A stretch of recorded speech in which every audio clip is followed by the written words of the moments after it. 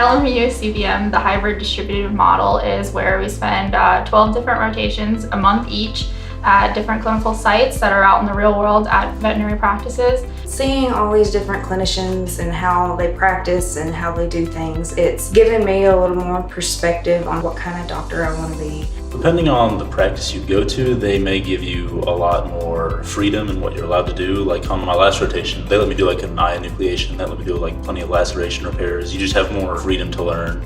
You have a couple of core rotations that LMU has for you, but the rest of your rotations you can choose based on what you want to do. You know, I chose wildlife rehab, a zoo, and SeaWorld because I'm interested in exotic and zoo medicine. These are opportunities to gain experience with veterinarians and specialties that I'm interested in pursuing. I want to do mixed animals, so if I wanted to, I could pick all mixed animal practices to go to.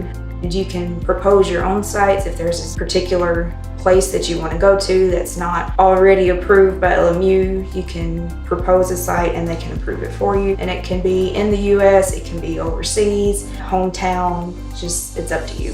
One of my friends is going to South Dakota in February, and then I know plenty of people out in California.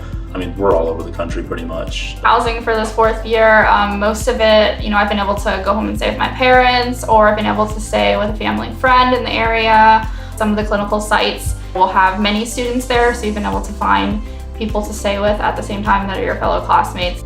Knowing so many of my classmates around, it just made it a lot easier to find affordable housing with them and to just share the housing. Another valuable asset of getting out there in our community-based teaching hospital is you get to meet so many other different veterinarians, staff members, so you get to start networking with many other clinicians at a very early stage in your career.